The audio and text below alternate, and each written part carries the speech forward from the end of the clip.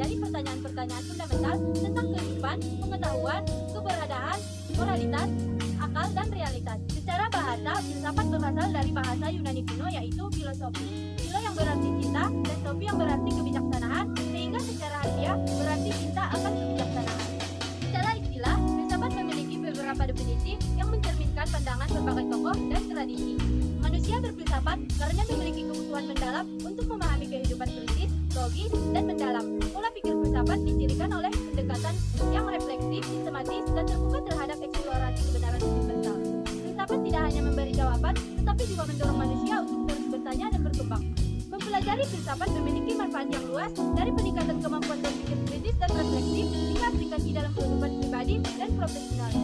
Dalam dunia modern yang penuh dengan kompleksitas, filsafat tetap relevan sebagai panduan untuk menghadapi tantangan moral, intelektual, dan sosial.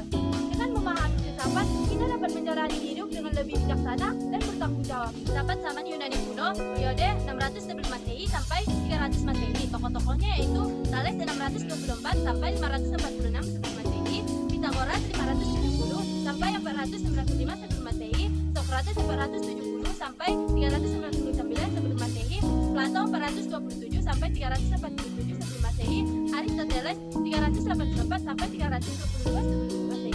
Penyebab kebangkitan filsafat di Yunani kuno yaitu rasa ingin tahu manusia terhadap alam, kehidupan, dan moralitas. Perkembangan kota-kota Yunani seperti Athena yang menjadi pusat intelektual dan budaya.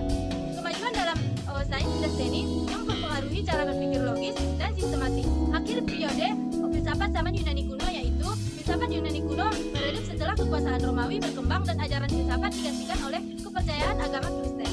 Filsafat abad pertengahan periode 300 Masehi sampai 1400 Masehi. Tokoh-tokohnya yaitu Agustinus 354 sampai 430, Thomas Aquinas 1225 sampai 1274, Anselmus 1033 sampai 1109. Penyebab kebangkitan filsafat abad pertengahan yaitu pengaruh gereja Katolik untuk mendominasi kehidupan intelektual Eropa, penemuan dan penerjemahan karya-karya filsuf Yunani dan Romawi oleh filsuf Islam dan kemudian diterjemahkan ke dalam bahasa Latin, dan keinginan untuk memahami hubungan antara iman dan akal. Akhir periode filsafat pada abad pertengahan yaitu berakhir dengan kebangkitan Renaissance, di mana filsafat mulai meninggalkan dominasi agama dan berfokus kepada kemanusiaan atau humanisme. Masa kejayaan filsafat Islam periode 800 Masehi sampai 1200 Masehi. Tokoh-tokohnya yaitu Al-Kindi 801 sampai 873, Al-Farabi 872 sampai 950, Ibnu Sina 980 sampai 1000.